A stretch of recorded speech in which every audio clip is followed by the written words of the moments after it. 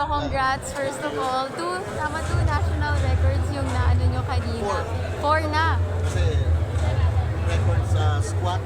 Yes, yung sa squat na Then list ko sa kanina. total. Oo. Sir, anong feeling? Ganun yung napakita niyong performance kanina. Nakakagulat kasi may count ako ngayon. So medyo okay naman kahit may karamdaman konti. Kaya pa. Sir, can you take us back? Bakit ba kayo napasok sa powerlifting in the first place? Yun, sickly kami nung 2052 ako. So sabi nung anak ko, pasok sa gym. First time ko sa gym, buhat agad.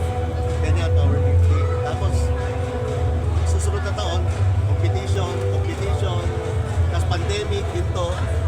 Tapos 2024, competition ulit. 25, competition ulit. Tapos 25, Asian kami. Asian powerlifting.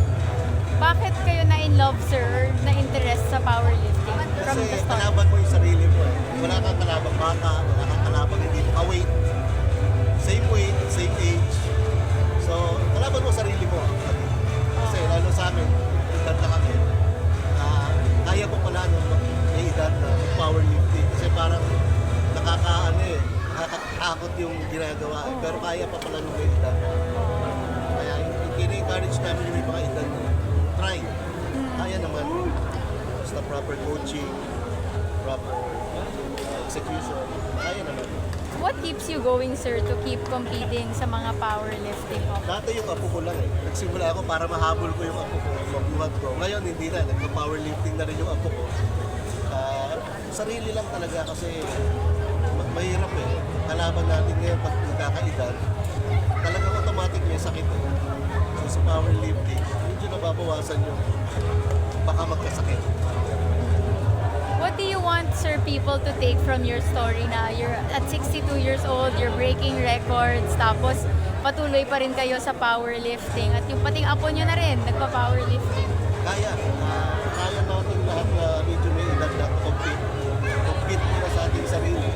Tapos kung dumadami kasi nag-i-encourage, maraming papasok sa powerlifting. Tapos makakatulong physically, magapa ka, makakatayo ka, diba? Parang sarili mo muna, tapos others, kaya naman. Sir Luisito, ano masasabi niyo sa performance natin ng iba pang mga powerlifters under Manuel Albert Club, lalo na si Rachel na nag-national record din? Nakakatuwa kasi si Rachel kasama namin sa Asian eh. So may marami kami, tatlo lang kami ngayon pero last time 11 kami sa MBC na compete. So kasi busy yung iba, may work. Ano lang, masarap sa community dito, tulungan eh. Miski hindi taga-MBC, they support eh. Yung mga kasama ko dyan. High five, appear, kaya. Encouragement work, kaya eh. Masarap ganda community. Lastly, what's next for you? Ano ba ang gusto mo ma-attain na mga goals ninyo at 62? Are you willing to compete pa sa mga mas marami pa mga records internationally and locally? Sana makapasok ulit kami sa Worlds. Sana may mag-support kasi kanya-kanya. Sana